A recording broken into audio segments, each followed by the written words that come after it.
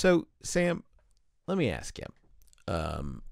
When you talk about the kind of games you've made recently, do you like the term FMV games? Do you find it useful? Have you learned to live with it? I dislike it in the sense of being like a games history nerd and caring about things. Right. And I don't like having to explain to people that don't know what FMV is. So if somebody else introduces me to someone who's not as plugged into games and they're like, oh, Sam makes FMV games. And, the person's like, what is that? What does that mean?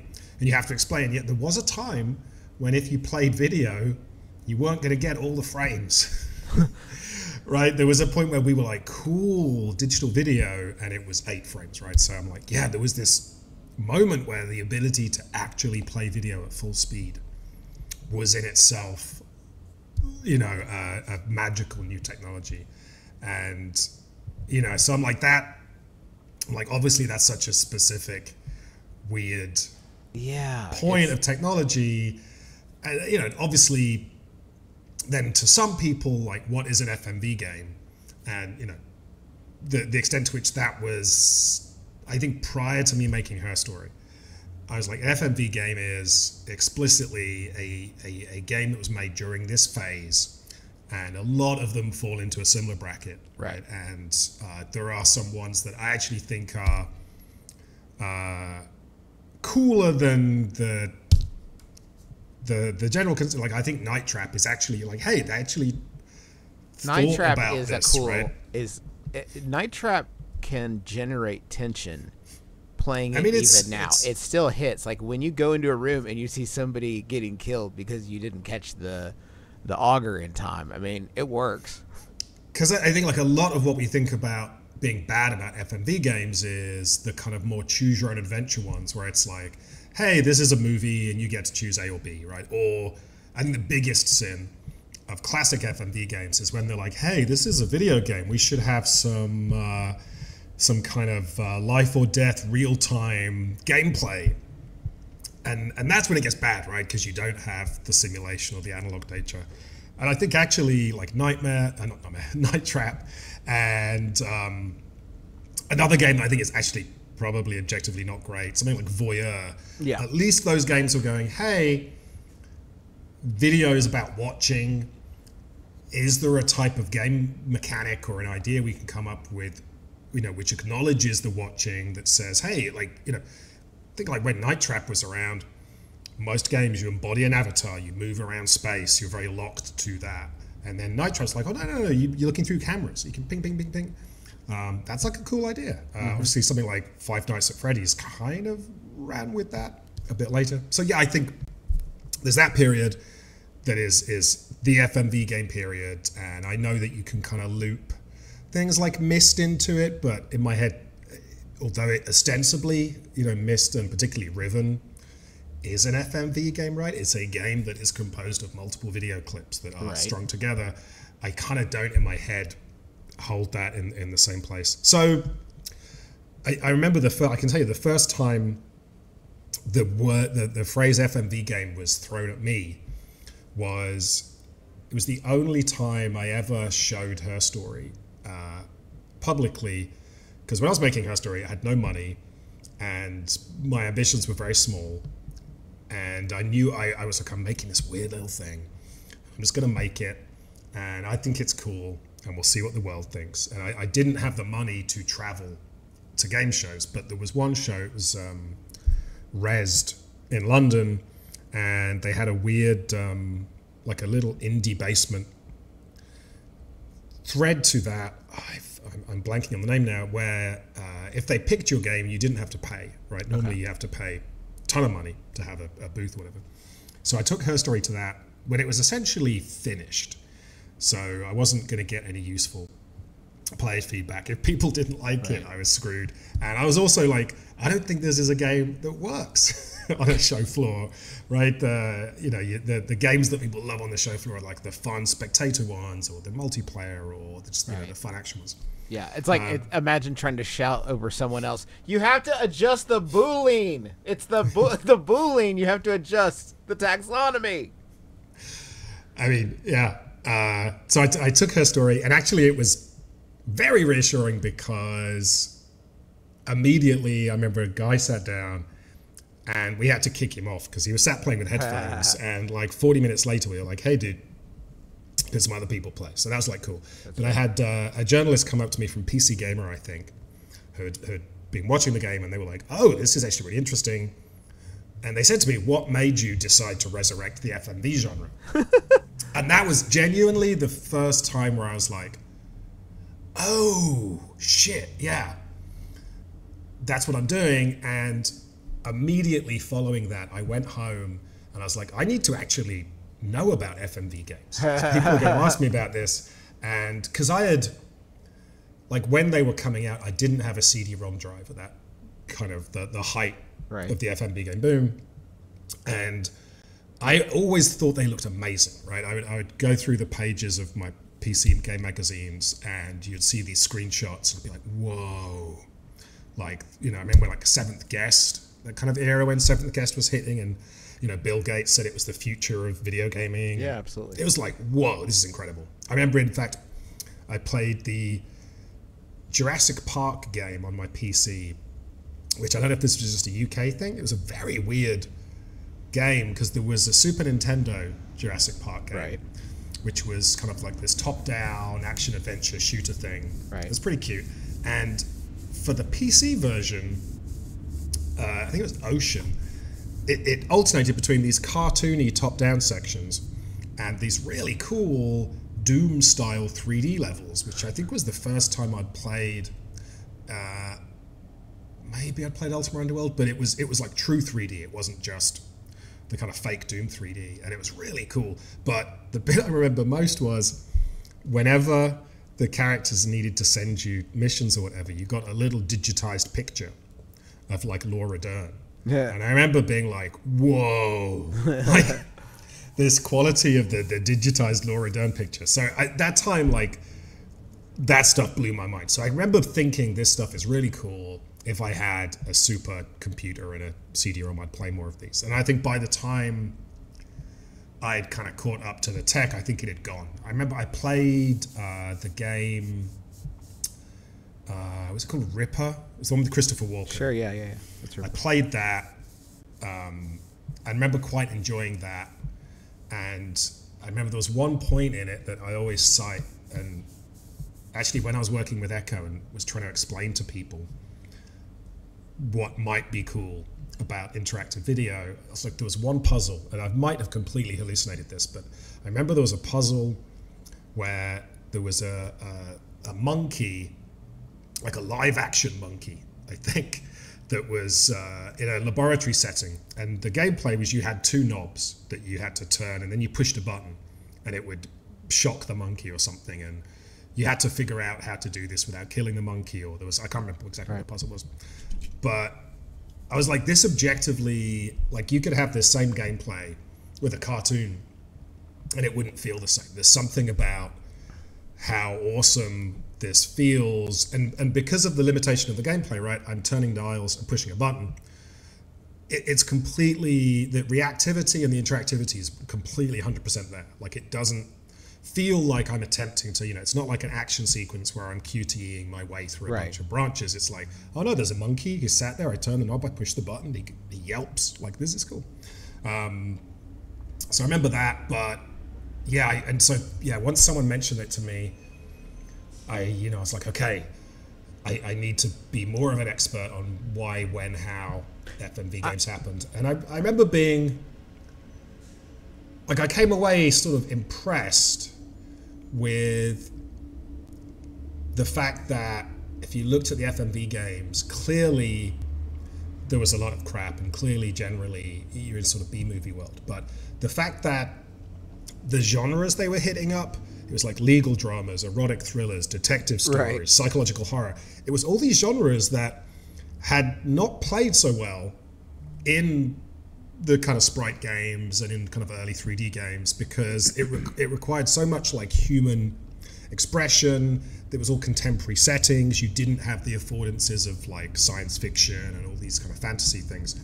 So I was like, the people might not have even been conscious of doing this, but I was like, it does feel like the ability to put a real person on a screen has suddenly unlocked these types of experiences that might have been difficult to plug into otherwise. It's weird.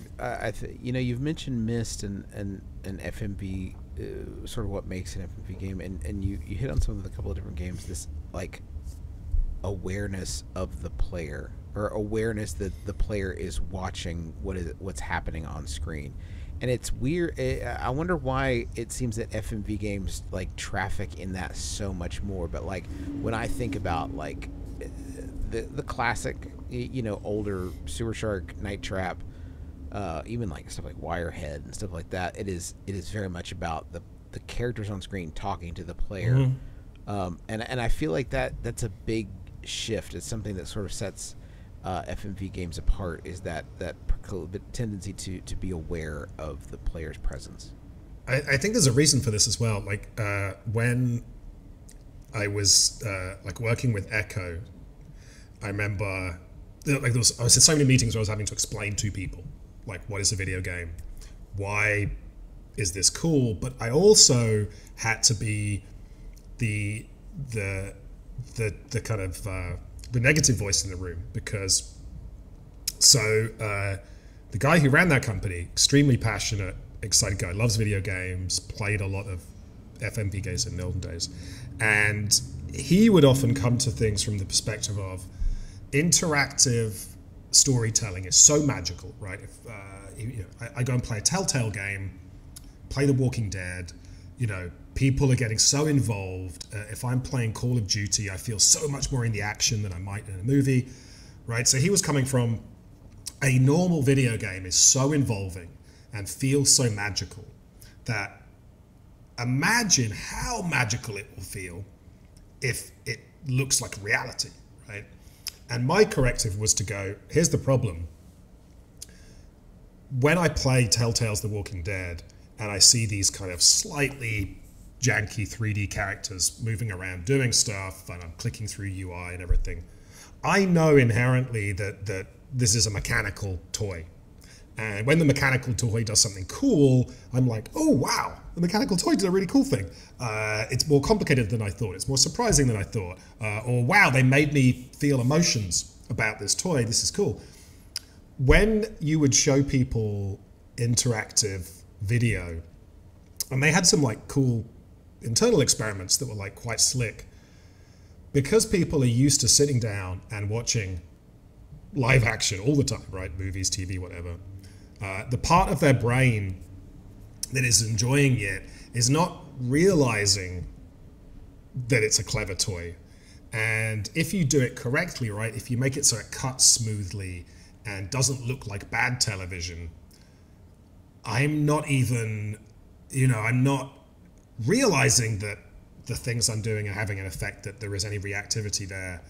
And actually, it being gorgeous live action was a problem, because you might have, especially like we know that if you're playing a Telltale game, the extent to which every single thing I click on has an immediate consequence in the narrative, a lot of it's smoke and mirrors. There's a lot of knotting of story trees and things. So if you take some of that slightly clunky game interface stuff out, if you take the fact that if I see an animated 3D character, I know that it's running in real time. If you take that away and replace it with slick, smoothly edited video, even if it is being incredibly reactive and clever, I'm not realizing it as much. So I think probably that whole thing of being aware of the player, I don't know if this was something people just discovered, right? And I know that like Night Trap, there was a lot of R&D behind that, right? There were several iterations of the technology. So I think at some point they kind of realized like we have to heavily foreground and lampshade this thing, right? And be like, hey, you, the player, you're in control. Hey, welcome to Sewer Shark. I think, right? I wonder if games like Her Story, and I guess a couple of your others have used a similar structure where you are navigating between scenes rather than trying to maintain an illusion of being immersed in something, like in those decision moments. Because I think that a lot of FMV games bump up against this thing where if you're not actively interacting with them, what do they do with you? Because I think that any time that you get into that, like, you'll see them in older games, especially that like 1 second looping animation that a person, like when you're in the room with an FMV character and they're just sort of like ambulating, barely waiting for you to do like click anything at all. That was one of the big innovations. I don't know if you played Erica.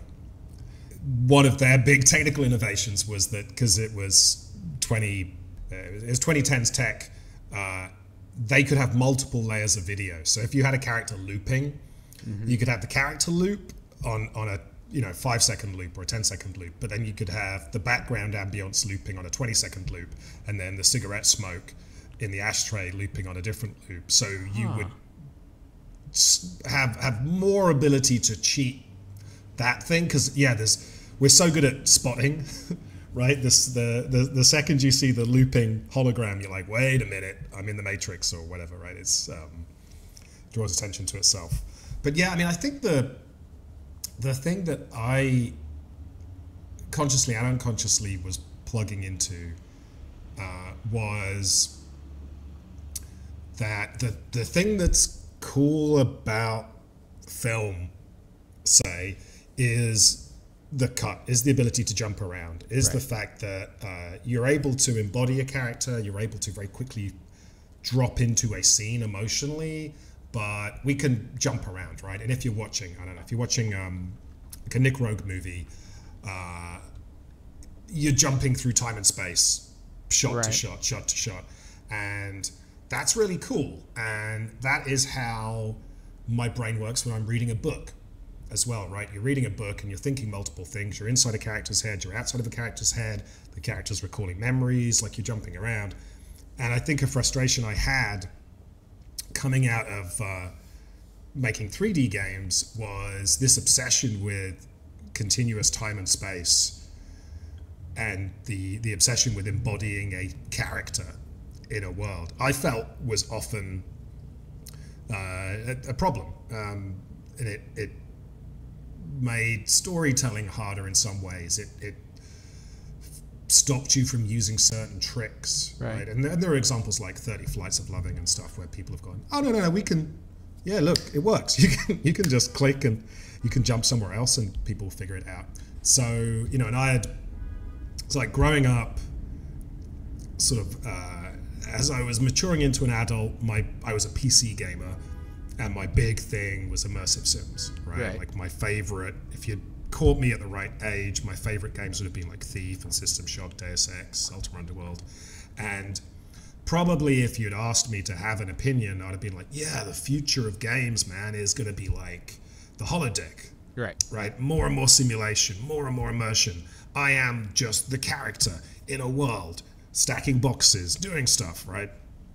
And then I kind of grew up a bit more, and then when I started working in games, I became much more of a Nintendo head, where I was like, hey, actually, what Nintendo are doing is way more sophisticated and interesting, and the extent to which they are thinking about the player's desires and what's the intent of the player is really cool. And so I was kind of wrestling with all these ideas, and so when I went and made Silent Hill Shattered Memories, that was kind of my love letter to immersive sims and the idea of creating like a continuous space where your physical presence in the space is extremely quote-unquote immersive. And we did a lot of stuff in that game that was kind of trying to remove the artificiality, no menus, there was no loading, everything was seamless. There were lots of beats where we were trying to make you feel physically connected to the world. And at the same time, as I was doing that, I was really aware as a storyteller that a lot of these assumptions around the player character are really limiting, and there's a deliberate setup in that game, which is going, hey, everything's telling you that you're the player character, that you should identify with this character, but spoilers, like this character is not a real thing. Right.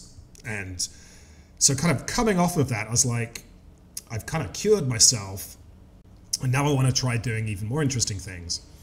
And immediately then became director of a Legacy of Kain game with a lot of publisher input, where they were like, no, dude, you got to have visceral combat and bigger swords, collectibles, and I was like, oh, okay.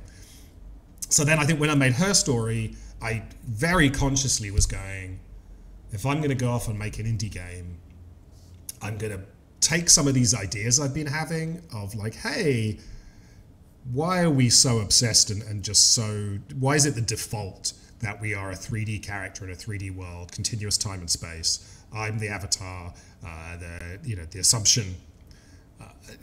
For some people, we've gone through that whole discourse of like narrative dissonance, but which to me also was like maybe the wrong discussion to be having, like this assumption that there should be no dissonance, that I should be doing things and they should work and everything should behave like the real world, right?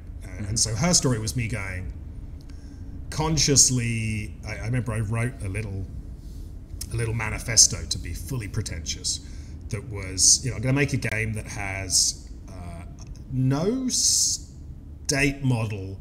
Like 99% of Her Story, you're not meaningfully changing the state of the game. Right. So there is no like choice and consequence. There is no someone will remember this. There's no accumulated score or progress. There are no bottlenecks. There's only like 3 rocket launchers total.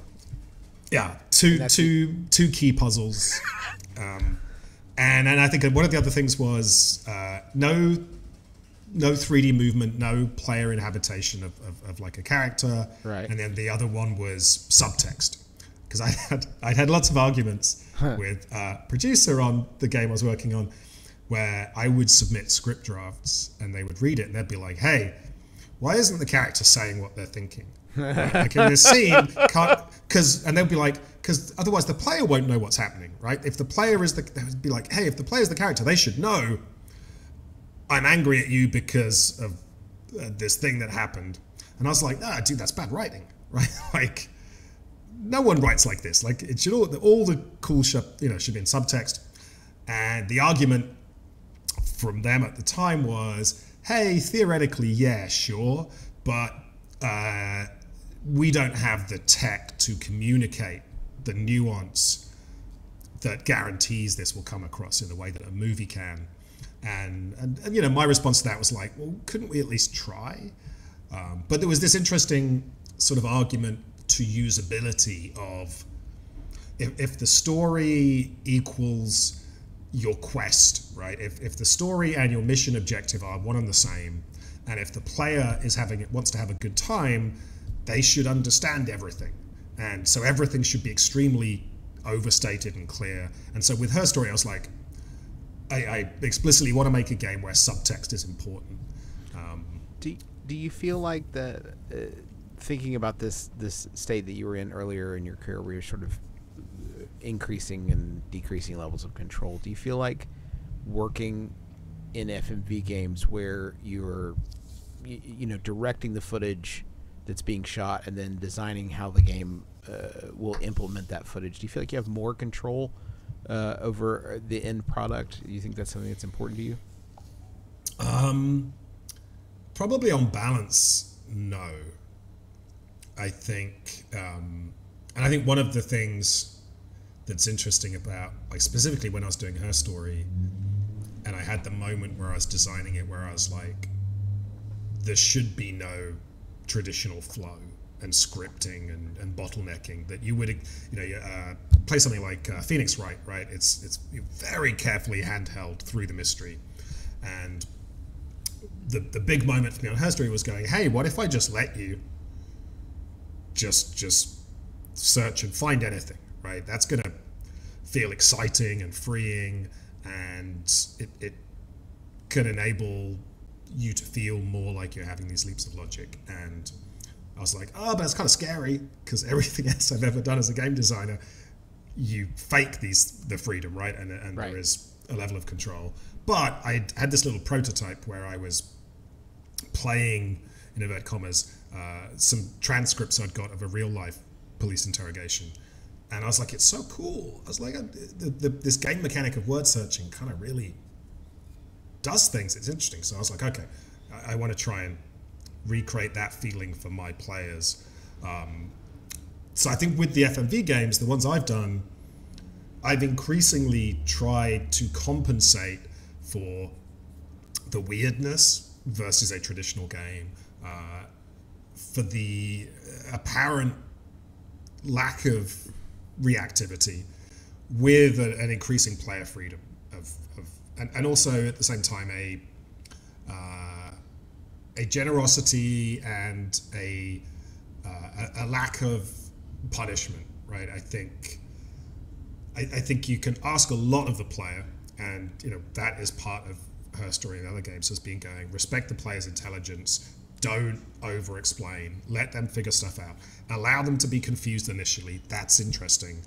But if you sit down and play Her Story or Telling Lies or Immortality, just by participating, you're going to see some stuff and you're going to uncover things, and it's all going to be interesting. And if you just keep participating, you will start to put the picture together and you'll start to figure out what's going on.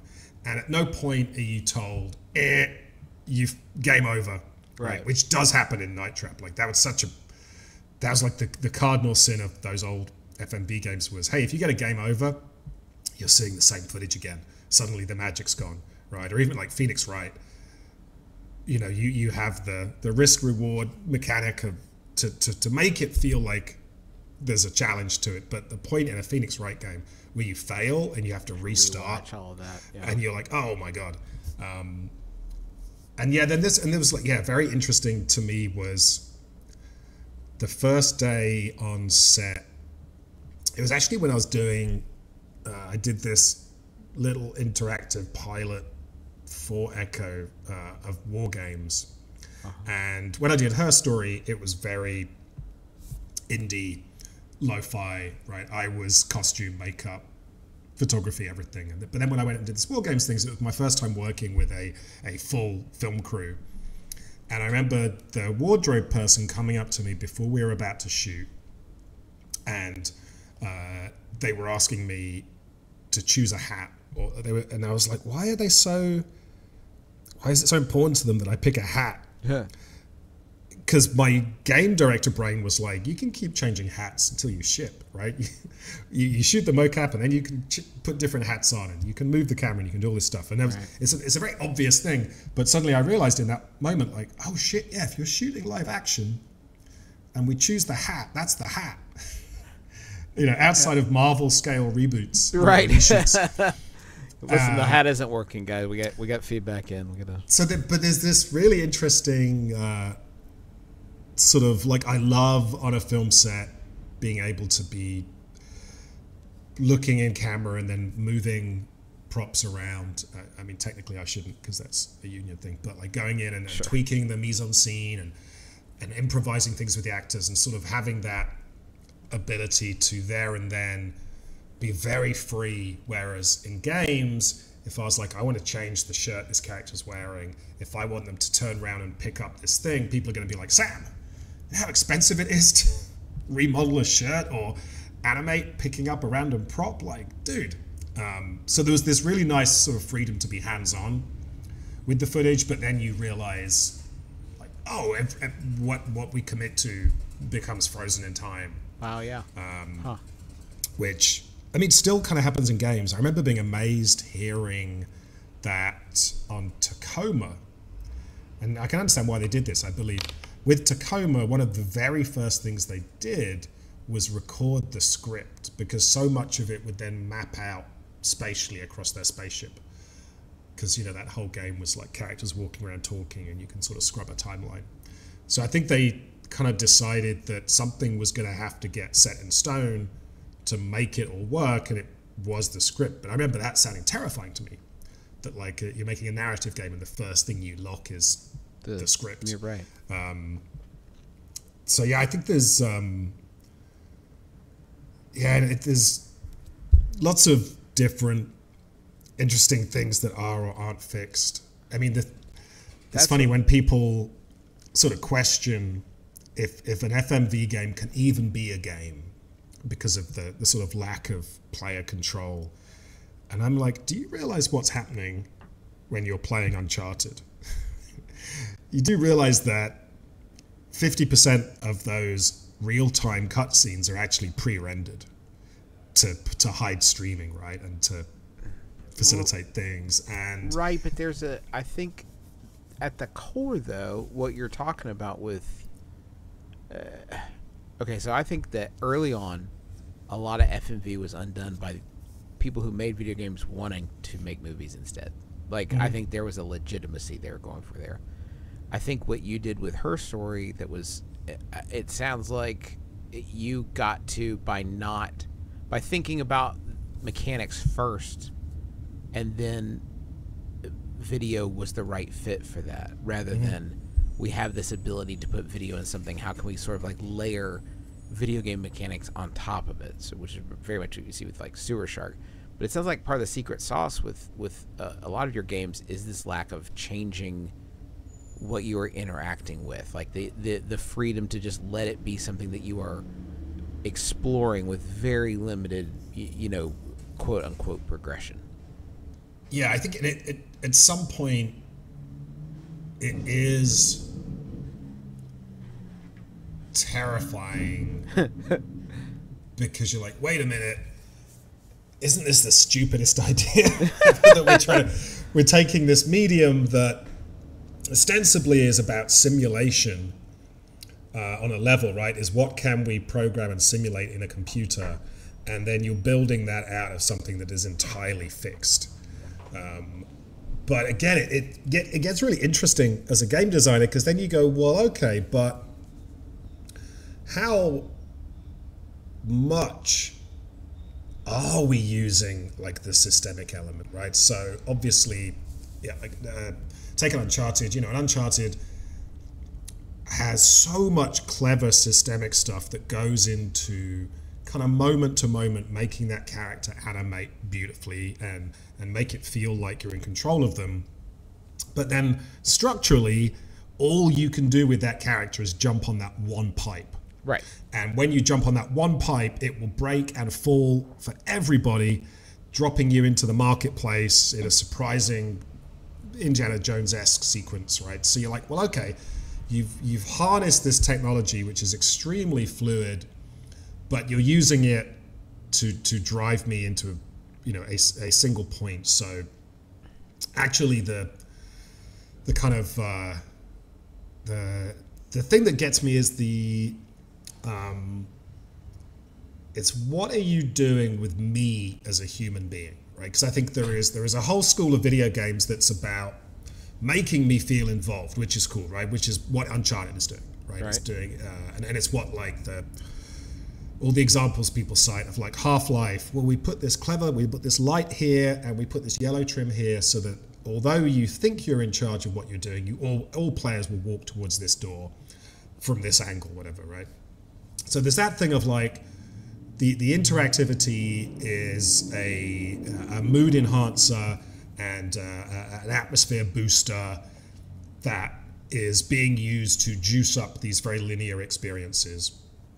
But then the thing I'm really interested in is, well, if this is an interactive experience, shouldn't it matter who's playing the game? And I want to create things where if 20 different people sit down and play it, they're getting 20 different experiences. And not necessarily because it's entirely sandboxy, right? Like, not to say in the way that like something like Minecraft is expressive because people are going and building stuff, but more in the case of like, it's not just that they're making different choices and getting different results, but especially in the case of Her Story, the blanks they're filling in with their imagination, it is actually the thing that's really boosting the sense of uniqueness and I think that is like the very perverse contradiction at the heart of Her Story of like, it's live action, so we have this very specific, realistic, fixed chunks of content So there's nothing you can change about that, right? Like, you can't change the clothes Viva's wearing. You can't look at it from a different angle. You can't do all the things we would normally think of. But because I'm never showing the detective speaking, because you come to these clips from different directions and different contexts, the actual story that you're telling yourself of her story is so derived from your own imagination and inferences and context and personal, knowledge, that it becomes incredibly personal. So, I've made this thing that's very static, but feels more engaging. Immortality, too, I think I would almost say it was like revealing. It felt like intimate to play in a strange way. Like, the things that I was interested in and wanted to, like, sort of click on and explore more, that's not something that I would feel like when the characters would look at me. It felt more vulnerable, I think, because I did have the freedom to sort of look at and interact with what I wanted to in the moment. Yeah, no, that's intimacy is the thing I've talked about a lot, and I realized during the making of her story and then Telling Lies, and I think Immortality sort of came out of this a little bit, was the process of making film is really neat. And the bit where you're in the suite with the editor and you're reviewing footage and you're watching and rewatching little bits, right? You're trying to choose which take do we go with, which frame do we want to cut out of here, and you're obsessing over the eyes of the actors and their facial expressions. That's so intimate, that sort of digesting a performance at that level. Mm-hmm. And it's so human, and it's so interesting to just be realizing how much is happening on that level. And I was like, that's what these games are letting you do, right? You can, to some extent, traditional cinema is so wasteful. You have these incredible performances, and they fly over your head 24 frames a second.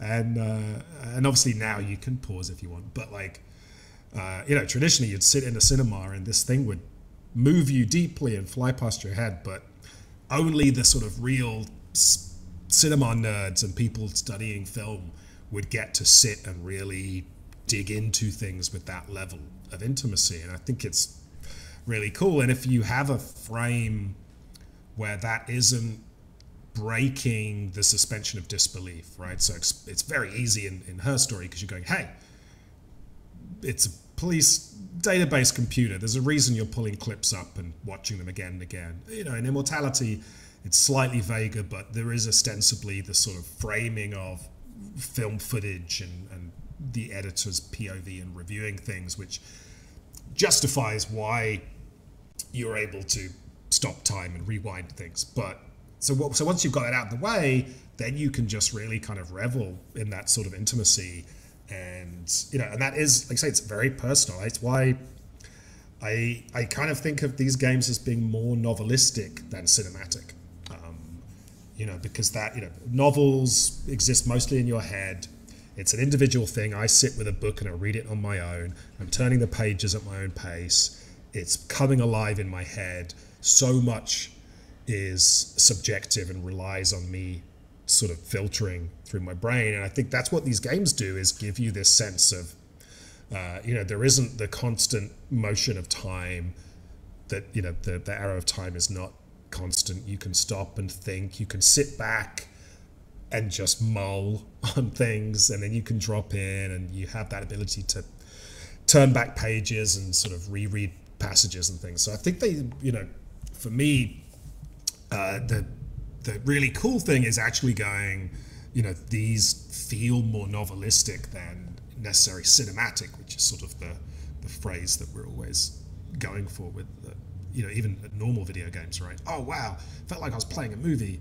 This thing felt so cinematic. So you want to further complicate the taxonomy. You want to start calling these things interactive books. Because if so, I'm with you, Sam. I will die on that hill. I mean, they tried it with the bookware, right? Bookware was the official term.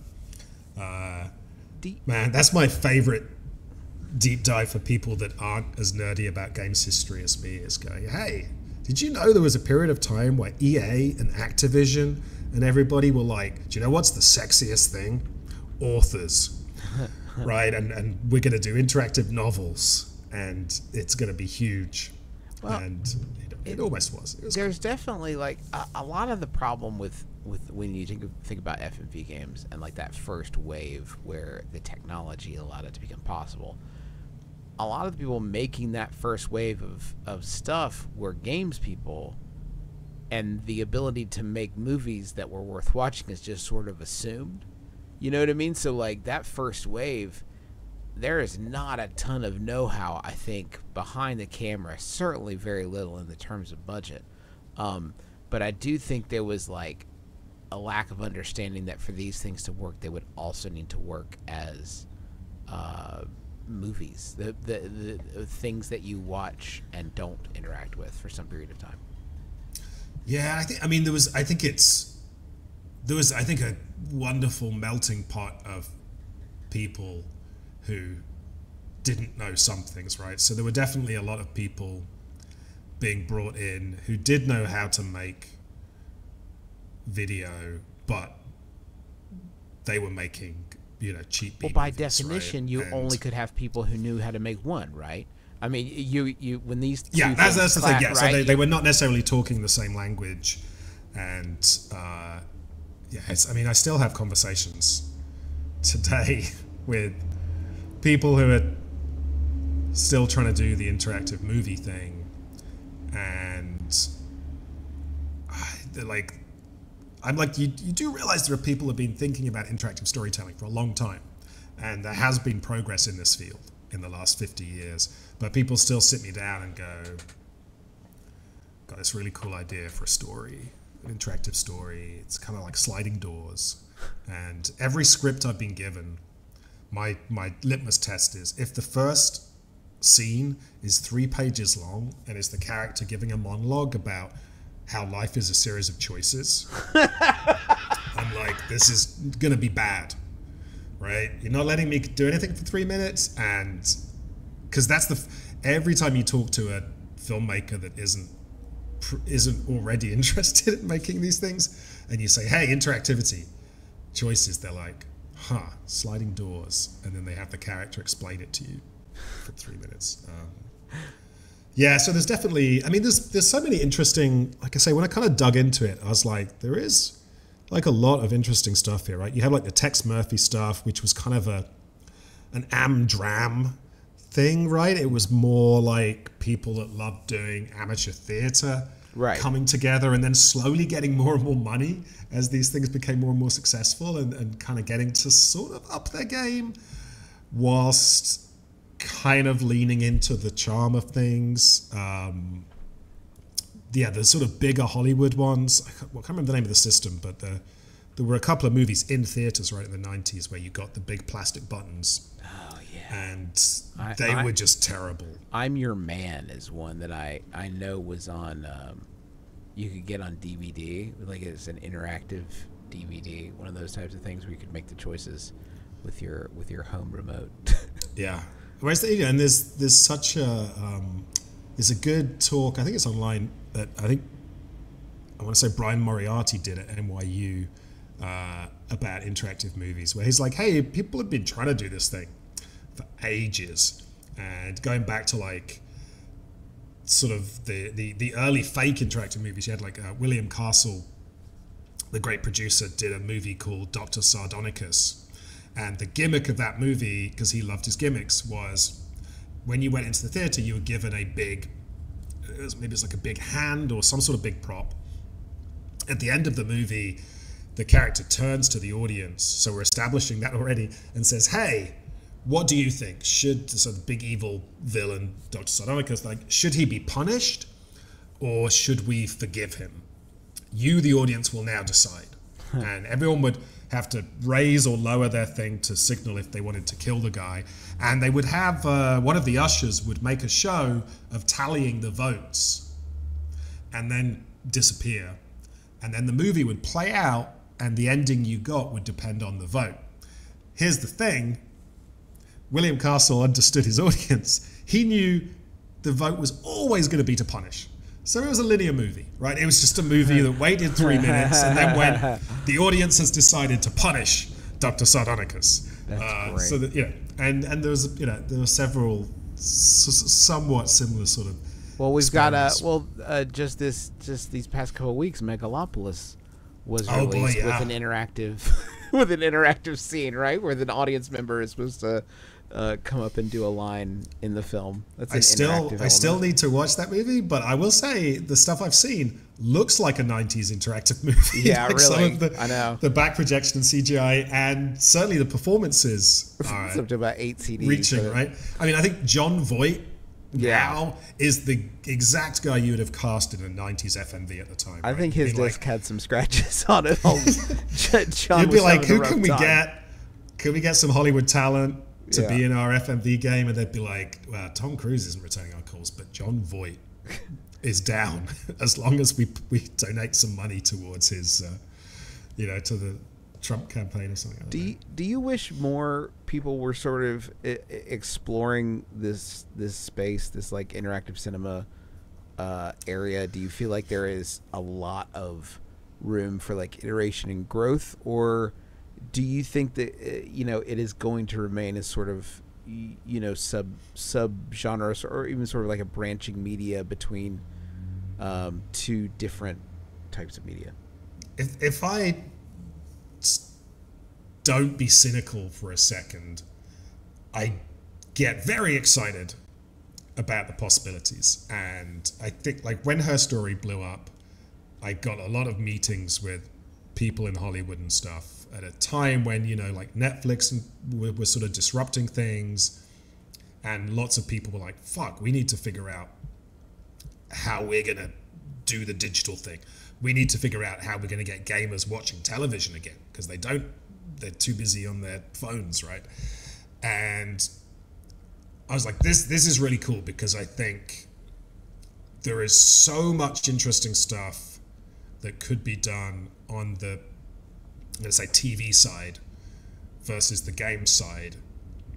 And the tech is kind of there, and I think there could be like a huge, interesting shift that would create really interesting things.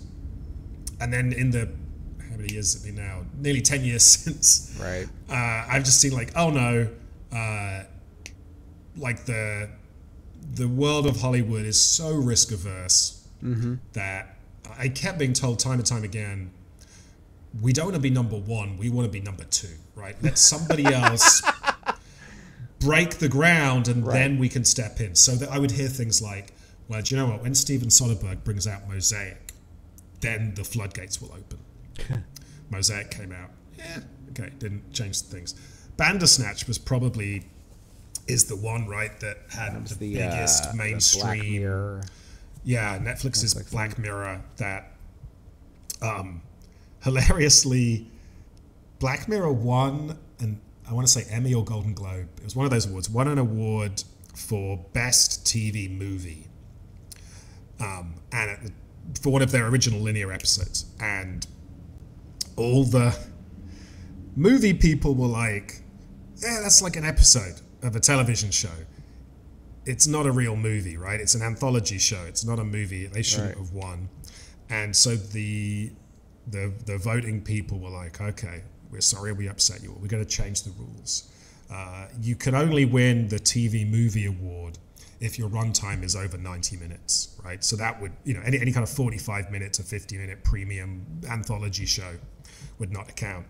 Then Bandersnatch came out, which is an interactive movie, right? It's you could pretend it was a game if you wanted to.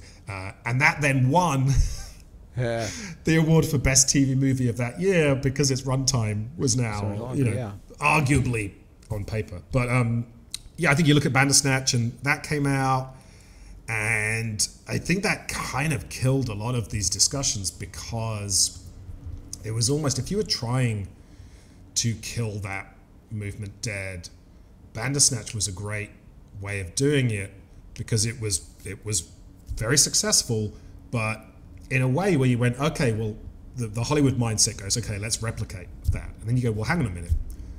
It worked because it was Black Mirror, which was an IP that allowed you to have fun with technology and have that sort of humor to it, and just that sort of self-awareness. The story was about 80s choose your own adventure games. Right. The form and the content. It kind of baked that in. And you've seen Netflix struggle, right? They were like, oh, we're going to make tons of these now. And then you go, well, actually, everything we've done since doesn't have those affordances. So that structure of essentially the choose your own adventure TV show breaks down when you can't nod and wink at the camera, when it isn't self-referential, when it's not about the literal thing that it is. And so I think it kind of killed things because all the other people in the industry went, well, hey, Netflix did a really good job of that and it was really successful, but I just don't see how, like, it's a one and done, right? And I think that allowed people to retreat back. Whereas what I think is, you take Netflix, they've, to use a phrase I hate, they've gamified the experience of choosing what to watch, right? I've stopped doing this now because I want to escape my digital hell, but like there was a period where if I had like a free evening and my family were out or something and I got to choose what was on TV, I'd be like, okay, Daddy's going to watch something cool on the television. And I'd sit down and 45 minutes later, I'm still paging through Netflix. Yeah. Looking at the stuff, seeing the algorithmic choices, So they've done a really good job of making the browsing the shelf experience feel very interactive. It's personalized, right? I get different shows pushed to me. Not only do I get different shows, I get different thumbnails. The funny thing of like you get the stuff right where it's like the thumbnail says Godfather and then it's a picture of one of the female characters from The Godfather that doesn't even have a speaking line, right? Because the algorithm has decided, you like things with women in them, we need to push that on you. So they've done all that stuff, and obviously the reason that movies and television are fixed, it's not 100% because that's how they work. It's partly technology, right? If you're going to distribute a movie, it needed to be printed, and you needed a single master copy that was going to be printed several times and then put in a van and driven to a movie theater, and then you'd watch it. And the structure of it was such that, well, people need to sit in a room, and the length of a movie is kind of baked around how many screenings can we get in a day, what's the size of the human bladder, how uncomfortable do I feel if I'm sat in a chair for too long. But now that everything we're watching is being streamed directly to us, stored on a computer somewhere, things don't have to be that way. And, throughout the history of movies, there are countless examples of, I'm free associating here, but like the famous line that we got from Roger Ebert of why video games couldn't be art was this idea that art is fixed, right, and is an authorial choice, and if you can change the ending, etc., it's not art, right? Was his reading of what a video game is. And my immediate dismissal of that is, come on, Roger, you know how movies are made. You know that when Spielberg wrote this script, the ending was different. And you know that this scene wasn't in the original script. And then when they went and filmed it, the actors showed up and improvised and tweaked it. And then you know that when they got to the editing room, decisions were made. You know that a modern, expensive movie is screened to several audiences, different cuts, and then they go and make changes, right? There is a fluidity in the form that it already exists in the process. And we know that, if you're making a $200 million Marvel movie, you have to hit the quote-unquote 4-quadrant audience, right? You want to please everybody. So you're not going to kill the dog, right? Maybe the best version of this movie involves a dog dying. And that's, for 10% of the audience, that's the version where they're like, man, that movie really reflected how I see life. But they show it and they go, well, do you know what? We're going to get the 10% will love this movie, but we're going to lose 90%. So we're going to go with the cut where the dog doesn't die. And there was this kind of process of picking the lowest common denominator, what will play the biggest. And see, well, already in that system, there is a conceit that if this medium was delivered one-to-one to me as an individual, even without interactivity, there would be a way of it being more calibrated. I remember when I was doing Telling Lies, Breaking Bad was the big show. Right. And at the time, there was this crazy discourse around the fact that here was a show which generally was going with the opinion that Walter White was not the best dude. Right. And it did have its cake and eat it a little bit, but then you had the sort of the weird Breaking Bad fanboys who were just like, yeah, Walter White rocks. Right. He's so cool. He's the man who knocks. And you had the weird thing where like they were hating on the character of Skylar. Right. Saying she sucks. She's a bad character. Oh, we hate her.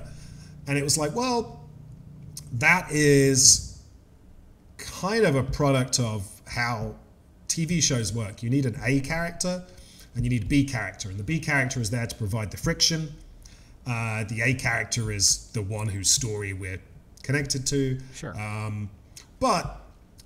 So, you were like, if we were cutting a version of Breaking Bad for an individual audience member and you wanted them to get the point they were missing, you could cut a version which tried to make it clear to this other audience that Walter White was a bad guy. And the audience that's already got that, like, hey, wouldn't it be interesting to find a way to give Skylar more time to breathe so she's not just the B character providing the friction. And, all of these things are impossible to do if you're making a single fixed piece of network television. But if you knew who you were addressing and you had a bit more freedom because of the way that digital works, you could do something interesting there, right? And so I would love to see, have more fluidity to how we consume our digital video. I think that's a thing that would be really interesting. Have things that lean into that subjectivity.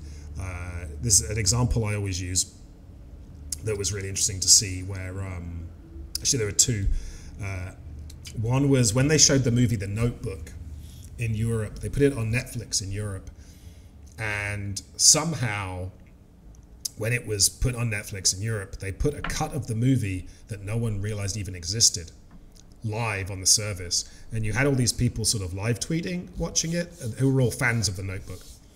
And they've actually seen The Notebook, but I believe it has a very sad, sort of moving, sad, double hanky ending. Somehow they'd uploaded a cut which actually had a happy ending. And you suddenly had all these people in real time being like, is this a, what's the genie movie that doesn't exist? Kazam. Kazam. Yeah, like, is this a Kazam thing? Like, have I Kazammed myself? Did I remember a different ending to this movie? Am I hallucinating? Am I having a heart attack? What's happening? And you had this really interesting kind of visceral reaction based on just the assumption that video is fixed and immutable. And then the other one that delighted me was when there was a Netflix show, Love and Robots. Oh, yeah. And like a cool thing with an anthology show is you have to decide what order to put the episodes in. And this is like a fascinating problem if you think of a traditional linear setup. It's like you can't have the best episode first because you're going to then kind of fail to meet expectations. But you want a good episode. Like, what's the episode that will hook people but still give us room to have the best episode?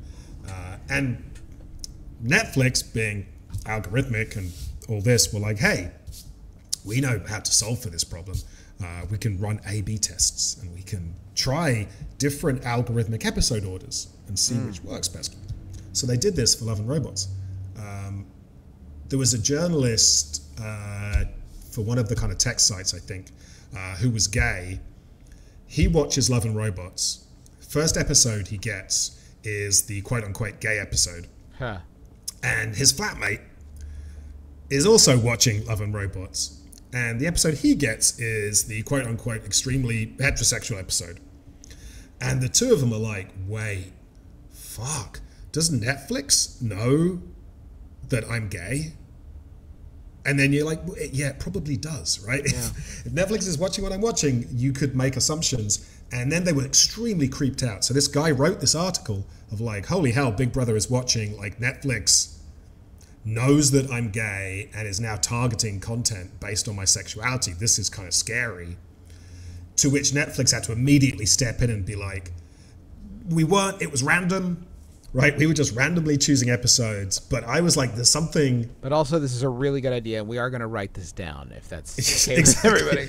But I was like, there's something so cool. It's almost like building to a kind of War of the Worlds moment of like, hey, my video content, which historically has been static and safe and behind my TV screen, is somehow aware and alive, right? And there was a little bit of that we wanted to get in Immortality, was like trying to make it feel a little bit like the thing is surprising and watching you. And the idea of the rewinding mechanic was like, we are so, and that actually came out of Telling Lies. Like with Telling Lies, there was a rewinding mechanic where I deliberately wanted it to be slightly, tedious is the wrong word, but I wanted the texture of surveillance. I wanted this thing of like, in surveillance, there was a lot of watching boring things and minutiae and becoming intimate with a character to then catch them in the act of something more interesting. And I wanted that feel to Telling Lies. I also wanted it to feel a little bit alive, so have it that you couldn't instantly skip to the start of things, because that would sort of make it feel too controllable and too like fixed video. So I wanted it to feel a little bit so we had this mechanic where you could scrub, but it was deliberately slow, the scrubbing. So it kind of forced you to commit to rewinding. There was also a very Nick Rogue thing I had of like, if someone is scrubbing backwards through a scene, they're still absorbing what's happening, but in reverse. Hey, this is kind of like how memory works, right? When you remember things, you don't remember them as playing out as a 30-minute conversation. You kind of jump around. But I was really into all this stuff, and I made all these very intentional choices. Then when the game came out, there's a bunch of people played it who are like, ugh, this sucks. Does the guy not know how video playback works? Oh, he's such a lazy dev. He can't code rewinding properly. And what I realized was, at this point in time, we'd become so accustomed to video players and the sort of how a video player should work, right? Whether you're watching it on your phone or on your computer or on your TV, there's a sort of core framework now and an expectation that video will obey me and that I have a certain level of control over it. Right. And I had violated that pact with Telling Lies, and it pissed some people off. So that really led to kind of Immortality of going, okay, can we use this as a cool thing? Like, people have such a sort of baked in understanding now of video that they're completely bought into the idea that if I watch a video clip and rewind it, it will behave, and it will always be the same when I play it back again, and it will always behave, right? And if we break that, it will feel really surprising and weird. And actually, like, we did some like really early experiments, and it was freaking me out. I was like, oh my god, I'm jumping and I'm feeling weird about having these little surprising elements. So that was where we, and I think that there's so much you could do with that. And then I think, the trouble with the TV people is, there is a lack of game feel, right? Which is a thing I've always also tried to kind of lean into with my games is, yes, these are FMV games. Yes, they are non-linear narrative games, but I want some game feel in there because as a Nintendo head, I know that's really, really important, right? So how does the scrubbing work in Immortality? What is the aesthetic of the CRT screen in Her Story? So the act of clicking, when you type in Her Story, there's stereo panning on the key noises to try and make it feel very tactile. These are all things that I know are really important. to my games and making them feel and sort of work. That doesn't translate onto a television, right? With a TV remote, it's one of the worst game controllers going. Yeah. You know, so there is that. Well, after the GameCube. Oh man, don't come for the GameCube controller, man. I'm the guy that was playing the Metroid Prime remaster with old school controls because I'm like, I want to feel like a robot lady. I don't want to feel like I have fluid controls. Hey, Sam, I gotta go grab my kids from their art club. Thank you for taking the time to talk with me about this. I don't know if this is what Polygon was wanting, but I sure enjoyed it. This will get all the clicks.